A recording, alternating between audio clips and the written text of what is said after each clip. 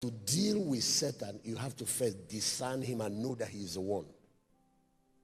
So discernment is first to recognize his work, then you use authority to stop him. Sometimes believers are stopped, hindered from using the authority because they think God is the one doing it. So Jesus gave us tools of discernment. I'm about to read one of them for you now. How many of you want to be able to function in discernment? You can tell when it's the devil and when it's God. Now watch. John chapter 10 verse 10. He said, until Jesus came, it was hard to discern when the devil was the one working and when it was God. Because there is something God has, it's called sovereignty. So, because God was a sovereign God, in the Old Testament, anything that happens, whether it is good or bad, they say he's the one that did it. If you have a tornado now, and flood comes from that ocean and wipe Port Harcourt, do you know what is called in the news? Act of God or forces of nature. Until Christ came, there was no tool to differentiate when it was God doing something and when it was Satan. Let me give you a shocker.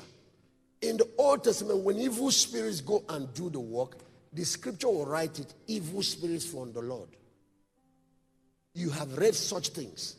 Anytime you read it, that thing is not an angel, it's a demon. Oh, you taught them about Ahab. Did you notice that there was a spirit, a lying spirit that went and created confusion among the prophet? It's a demon. But that's Old Testament.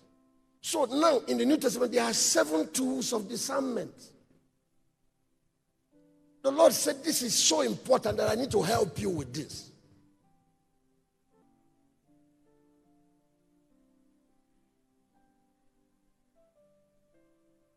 Okay, see one of the tools of discernment.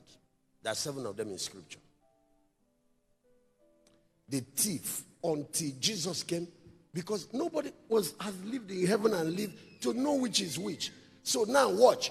The thief cometh not but to steal, to kill, and to destroy. Anything you see that does those 3 things is not God, it's Satan. I come that they might have life and have it what? Not. That's how you know when God is one in operation.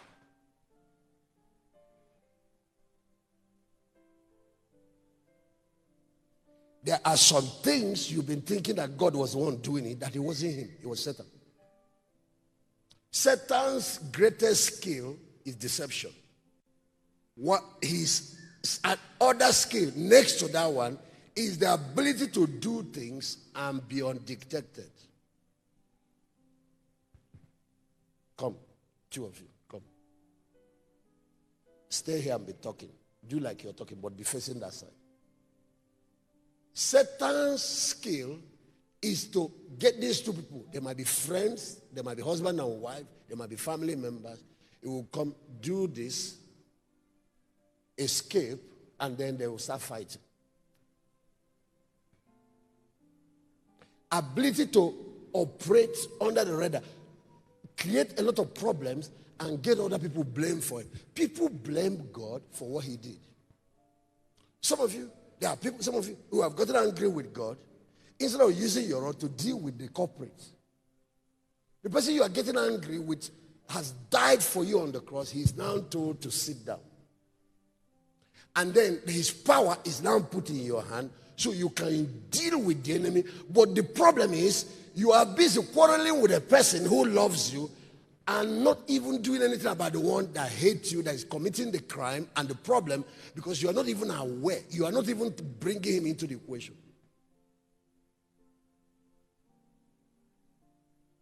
He can steal this man's phone, put it in this man's pocket, escape. I'm looking for my phone. The guy will say, which one is your phone? Because he didn't steal it. And now, as they are talking about it, this guy searches him and finds the phone. Now, he has scattered their marriage. He has scattered their family. He has scattered 2 friends. So he is now on this side, laughing and clapping as they are fighting. That's Satan for you. He's not very powerful like you people think.